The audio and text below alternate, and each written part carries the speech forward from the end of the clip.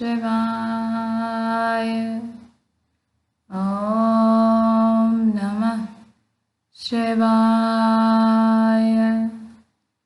Om Namah Shivaya. Ya Devi Sarva Bhuteshu Shakti Rupena Samstita Namastasyai Namastasyai Namastasyai Namo Namaha.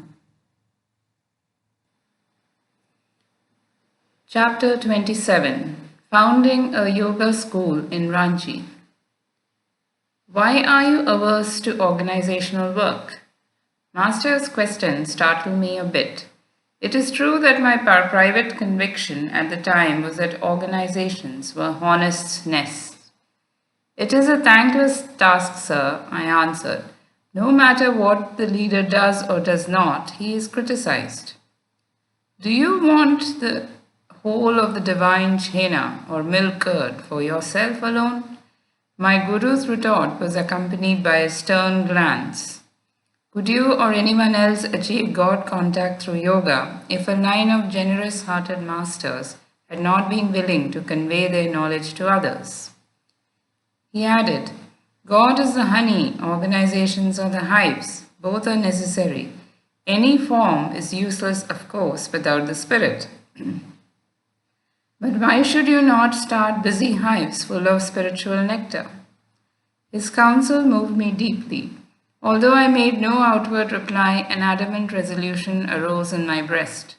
I would share with my fellows, so far as lay in my power, the unshackling truths I had learned at my Guru's feet. Lord, I prayed, may thy love shine forever on the sanctuary of my devotion, and may I be able to awaken that love in other hearts. On a previous occasion, before I had joined the monastic order, Sri Yukteswar had made a most unexpected remark. How you will miss the companionship of a wife in your old age, he had said. Do you not agree that the family man engaged in useful work to maintain his wife and children thus plays a rewarding role in God's eyes? Sir, I had protested in alarm. You know that my desire in this life is to espouse only the cosmic beloved. Master had laughed so merrily that I understood his observation was made merely as a test of my faith. Remember, he said slowly, that he who discards his worldly duties can justify himself only by assuming some kind of a responsibility towards a much larger family. The ideal of an all-sided education for youth had always been close to my heart.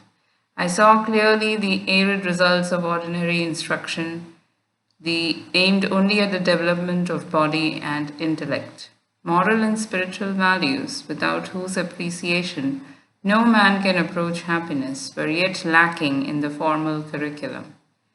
I determined to found a school where young boys could develop to the full stature of manhood. My first step in that direction was made with 7 children at Dihika, a small country site in Bengal. A year later, in 1980, through the generosity of Sir Manindra Chandra Nandi, the Maharaja of Kasim Bazar, I was able to transfer my fast-growing group to Ranchi. This town in Bihar, about 200 miles from Calcutta, is blessed with one of the most healthful climates in India. The Kasim Bazar Palace at Ranchi was transformed into the headquarters for the new school, which I called Brahmacharya Vidyalaya, in accordance with the educational ideals of the rishis. Their forest ashrams had been ancient seats of learning, secular and divine, for the youth of India. At Ranchi, I organized an educational program for both grammar and high school grades. It included agricultural, industrial, commercial, and academic subjects. The students were also taught yoga, concentration, and meditation, and a unique system of physical development, Yogoda, whose principles I had discovered in 1916. Realization that man's body is like an electric battery, I reasoned that it could be recharged with energy through the direct agency of the human will. As no action, slight or large, is possible without willing, man can avail himself of his prime mover, will, to renew his bodily tissues without burdensome apparatus or mechanical exercises. I therefore taught the Ranchi students my simple Yogoda techniques by which life force, centered in man's medulla oblongata, can be consciously and instantly recharged from the unlimited supply of cosmic energy.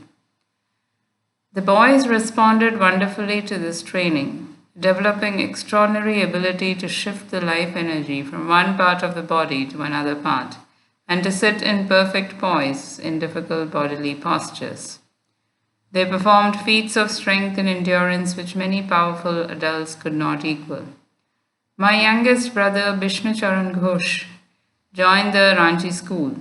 He later became a leading physical culturist in Bengal. He and one of his students traveled to Europe and America, giving exhibitions of strength and skill which amazed the university savants, including those at Columbia University in New York.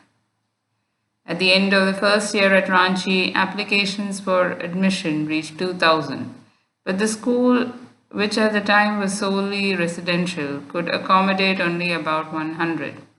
Instruction for day students was soon added.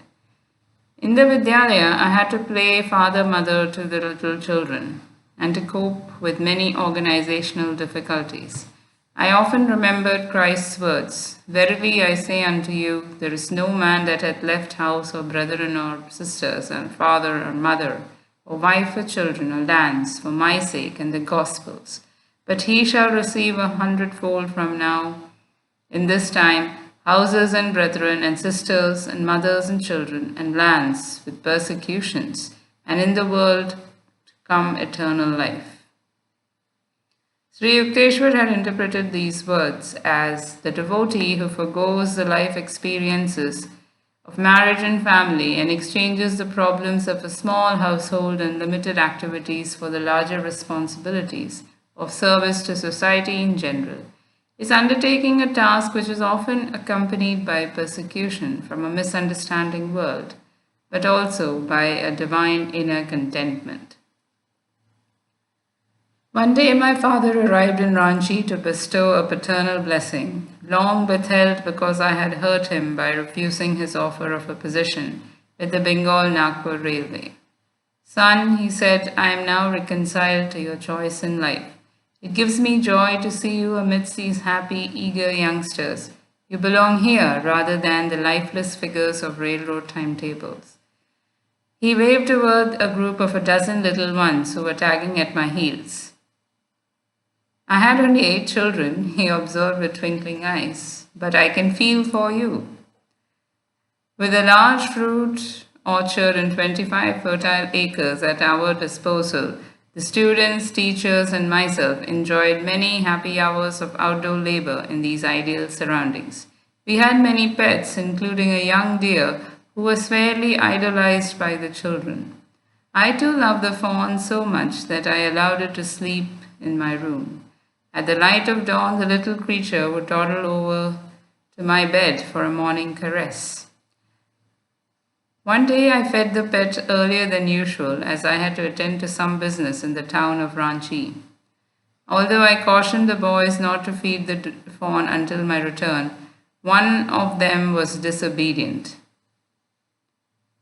and gave the baby deer a large quantity of milk. When I came back in the evening, sad news greeted me. The little fawn is nearly dead through overfeeding. In tears, I placed the apparently lifeless pet on my lap. I prayed piteously to God to spare its life. Hours later, the small creature opened its eyes, stood up, and walked feebly. The whole school shouted for joy. But a deep lesson came to me that night, one I can never forget. I stayed up with the fawn until 2 o'clock when I fell asleep. The deer appeared in a dream and spoke to me.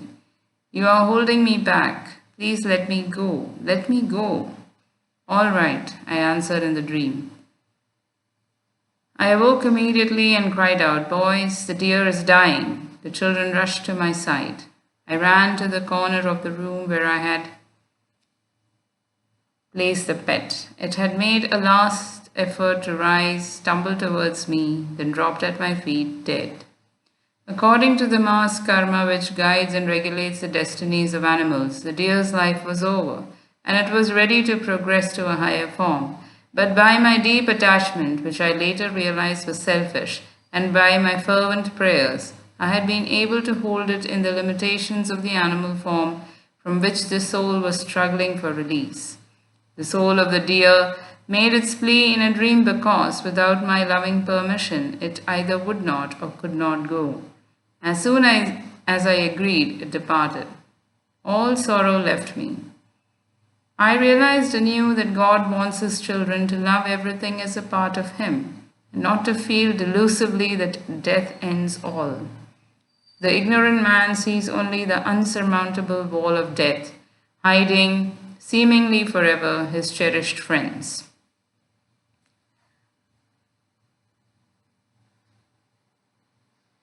But the man of unattachment, he who loves others as expressions of the Lord, understands that at death the dear ones have only returned for a breathing space of joy in Him.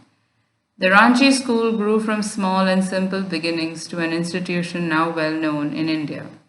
Many departments of the school are supported by voluntary contributions from those who rejoice in perpetuating the educational ideals of the rishis. Under the general name of Yogoda Satsanga, flourishing branch schools have been established at Midnapur, Lakshmanpur, and Puri. The Ranchi headquarters maintains a medical department where medicines and services of doctors are supplied freely to the poor of the locality. The number treated has averaged more than 18,000 people a year. The Vidyalaya has made its mark too in Indian competitive sports and in the scholastic field, where many Ranchi alumni have distinguished themselves in later university life. The school, now in its 28th year and the center of many activities, has been honored by visits of eminent men from the East and the West. One of the earliest great figures to inspect the Vidyalaya in its first year was Swami Pranabananda, the Banaras saint with two bodies. As the great master viewed the picturesque outdoor classes held under the trees and saw in the evening the young boys were sitting motionless for hours in yoga meditation, he was profoundly moved. Joy comes to my heart, he said, to see that Lahiri Mahashaya's idols for the proper training of youth are being carried on in this institution. My Guru's blessings be on it. The young lad sitting by my side ventured to ask the great Yogi a question. Sir, he said, shall I be a monk? Is my life only for God? Though Swami Pranabananda smiled gently, his eyes were piercing the future. Child, he replied, when you grow up, there is a beautiful bride waiting for you. The boy did eventually marry after having planned for years to enter the Swami order. Sometime after Swami Pranabananda had visited Ranchi, I accompanied my father to the Calcutta house where the yogi was temporarily staying. Pranabananda's prediction made to me so many years before came rushing to my mind. I shall see you with your father later on. As father entered the Swami's room, the great yogi rose from his seat and embraced my parent with loving respect. Bhagavati, he said, what are you doing about yourself? Don't you see your son racing to the infinite? I blushed to hear his praise before my father. The Swami went on, you recall how often our blessed Guru used to say, Banat Banat Banjai.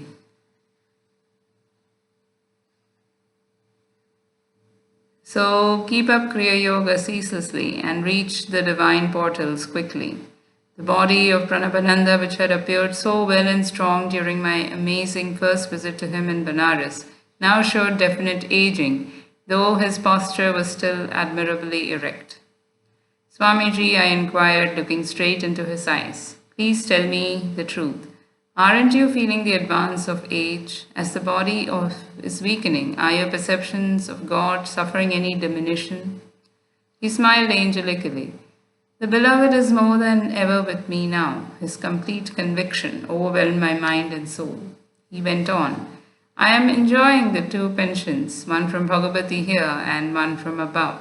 Pointing his finger heavenward, the saint fell into an ecstasy, his face lit with a divine glow, an ample answer to my question.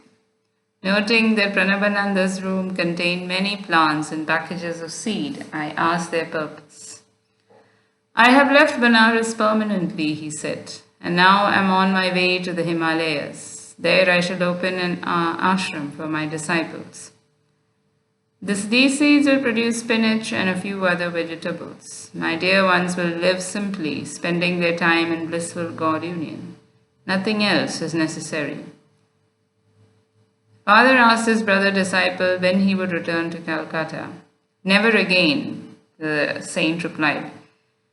This year is the one in which Lahiri Mahashaya told me that I would leave my beloved Benares forever and go to the Himalayas, there to throw off my mortal frame. My eyes filled with tears at his words, but the Swami smiled tranquilly. He reminded me of a little heavenly child sitting securely on the lap of the Divine Mother. The burden of the years has no ill effect on a great yogi's full possession of supreme spiritual powers. He is able to renew his body at will, yet sometimes he does not care to retard the aging process, but allows his karma to work itself out on the physical plane, using his old body as a time-saving device to exclude the next necessity of working out karma in a new incarnation. Months later, I met an old friend, Sanandan, who was one of Pranabananda's close disciples. My adorable Guru is gone, he told me amid sobs. He established a hermitage near Rishikesh and gave us loving training. When we were pretty well settled and making rapid spiritual progress in his company, he proposed one day to feed a huge crowd from Rishikesh. I inquired why he wanted such a large number. This is my last festival ceremony, he said. I did not understand the full implications of his words. Pranabananda ji helped with the cooking of great amounts of food. We fed about 2,000 guests. After the feast, he sat on a high platform and gave an inspired sermon on the infinite. At the end, before the gaze of thousands, he turned to me as I sat beside him on the dais and spoke with unusual force. Sanandan, be prepared. I am going to kick the frame. After a stunned silence, I cried loudly. Master, don't do it. Please don't do it. The crowd was tongue-tied, watching us curiously. My Guru smiled at me, but his solemn gaze was already fixed on eternity. Be not selfish, he said, nor grieve for me. I have been long cheerfully serving you all. Now rejoice and wish me Godspeed. I go to meet my cosmic beloved. In a whisper, Pranabananda ji added, I shall be reborn shortly. After enjoying a short period of infinite bliss, I shall return to earth and join Babaji. You shall soon know when and where my soul has been encased in a new body. He cried again, Sanandan, here I kick the frame by the second Kriya Yoga. He looked at the sea of faces before us and gave us a blessing. Directing his gaze inwardly to the spiritual eye, he became immobile. While the bewildered crowd thought he was meditating in an ecstatic state, he had already left the turbuncle of flesh and plunged his soul into the cosmic vastness. The disciples touched his body, seated in the lotus posture, but it was no longer the warm flesh. Only a stiffened frame remained. The tenant had fled to the immortal shore. I inquired where Pranabananda was to be reborn. That's a sacred trust I cannot divulge to anyone, so Sanandan replied. Perhaps you may find out some other way. Years later, I discovered from Swami Keshavananda that Pranabananda, a few years after his birth in a new body, had gone to Badrinarayan in the Himalayas and there joined the group of saints around the great Babaji. End of chapter. Satsangatve Nisangatvam Nisangatve Nirmohatvam Niramohatve Nishchalatatvam Nishchalatatve Jivan Mukti